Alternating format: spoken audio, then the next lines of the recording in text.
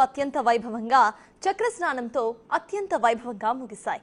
ఆలయం నుంచి మలయప్ప స్వామి, భూదేవి, శ్రీదేవితో పాటు చక్రాల వారు పుష్కరుని వద్దకు తీసుకొచ్చి స్వప్పన్న తిరుమల నిర్వహించిన తరువాత పుష్కరునిలో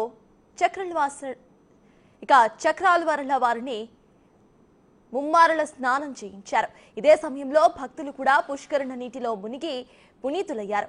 ఇందుకోసం టీటీడీ పోలీస్ శాఖ భారీ బందోబస్తును ఏర్పాటు చేసింది. గజ ఈతగాళ్లను సైతం అక్కడ నియమించారు. ఈ రోజు సాయంత్రం వరకు పుష్కరునిలో చక్రస్నాన ప్రభావం ఉంటుంది కాబట్టి స్నానాలు ఆచరించాలని అంటోంది టీటీడీ. మరిన్ని డీటెయిల్స్ మా ప్రతినిధి దామోదర్ తిరుమల నుండి అందిస్తారు. తిరుమల శ్రీవారి బ్రహ్మోత్సవాలు అత్యంత విజయవంతంగా ముగిశాయి. చక్రస్నానంతో ఈ రోజు ఉదయం 8 గంటల సమయంలో ముగిసిన చక్రస్నానంతో బ్రహ్మోత్సవాల కార్యక్రమం ముగిసింది. సాయంత్రం ధ్వజారోహణంతో మొత్తం కార్యక్రమం ముగినింది. ప్రస్తుతం ఏదైతే గత 10 రోజులుగా ఈ విషయం మీద పోలీసులు కసరత్తు చేసి ఎక్కడ ఎలాంటి అవాంఛనీయ సంఘటనలు జరగకుండా పూర్తి స్థాయిలో చర్యలు తీసుకున్నారు. మనతో తిరుపతి ఎస్పీ సుబ్బరాయుడు గారు ఉన్నారు. ఆయనతో మాట్లాడదాం. సార్, ఎలా జరిగింది బ్రహ్మోత్సవాలు? బందోబస్తు విషయంలో ఎలాంటి లోటుపాట్లు ఏమైనా జరిగాయి? అందరికీ నమస్కారం. అందరికీ దసరా శుభాకాంక్షలు. బ్రహ్మోత్సవాలు చాలా అద్భుతంగా జరిగినాయి.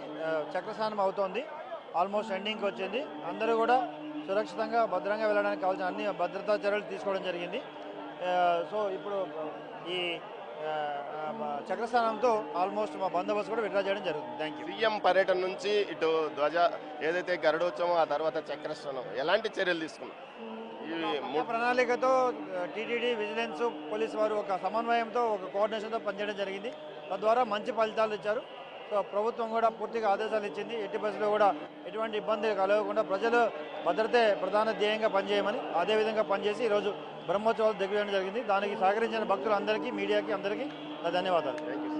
ఏదైతే చక్రస్నాన కార్యక్రమం కొనసాగుతుంది, ముఖ్యంగా వేలాది మంది భక్తులు చక్రస్నానంలో పాల్గొని తమ చక్రస్నానం చేసి పునీతులు అవుతున్న పరిస్థితి. ముఖ్యంగా ఏదైతే సెప్టెంబర్ 23వ తేదీ, 24వ తేదీ నుంచి అక్టోబర్ 2వ తేదీ వరకు ఈ రోజుతో పూర్తయిన బ్రహ్మోత్సవాల్లో అత్యంత గరుడోత్సవం రోజు ఏకంగా 3 లక్షల మంది భక్తులు తిరుమలకు రావడంతో తిరుమల కిటకిటలాడిపోయిన పరిస్థితి. 2,50,000 మంది భక్తులకు స్వామివారి దర్శనం కలుగజేశారు. దిగ్విజయంగా 2 లక్షల మంది మాడవీధుల్లో ఉంటే, ఏదైతే 4 మాడవీధుల్లోని ఎంట్రీ పాయింట్స్ దగ్గర మరో 50,000 మందిని తీసుకొచ్చి స్వామివారి దర్శనం కల్పించడం ఒక రికార్డ్ స్థాయి అని చెప్పవచ్చు. చక్రస్నానానికి కూడా ప్రత్యేకంగా ఏర్పాట్లు చేశారు. ముఖ్యంగా గజ ఈతగాళ్లను తీసుకొచ్చి ఎక్కడా భక్తులు లోపలికి రాకుండా పూర్తి స్థాయిలో అడ్డుకున్నారు. ఇందుకోసం సుమారు 1,400 మంది పోలీసులు, టీటీడీ, విజిలెన్స్, సెక్యూరిటీగా ఉన్నారు. మనం చూడవచ్చు, ఏదైతే పుష్కరంలో భక్తులు స్నానాలు చేస్తున్న పరిస్థితి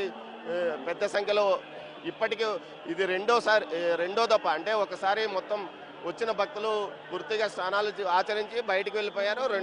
ఈరోజు సాయంత్రం వరకు ఈ ప్రభావం ఉండటం వల్ల పూర్తి స్థాయిలో భక్తులకి ఈరోజు సాయంత్రం వరకు స్నానాలు చేయవచ్చని అధికారులు తెలియజేయడంతో టీటీడీ కూడా ఈ పూర్తి స్థాయిలో దీనికి సంబంధించి ఏర్పాట్లు చేసింది. బ్రహ్మోత్సవాలు విజయవంతం కావడంతో, ఏదైతే ఎలాంటి అవాంఛనీయ సంఘటనలు జరగకుండా విజయవంతం కావడంతో అధికారులు కూడా ఊపిరి పీల్చుకున్నారు. ముఖ్యంగా ఈ రికార్డు స్థాయిలో బ్రహ్మోత్సవాలు విజయవంతం కావడానికి అన్ని విధాలుగా ఇటు టీటీడీ, విజిలెన్స్తో పాటు పోలీసు, అదేవిధంగా ప్రభుత్వం పూర్తి స్థాయిలో సహకరించాయని అధికారులు చెప్తున్న పరిస్థితి.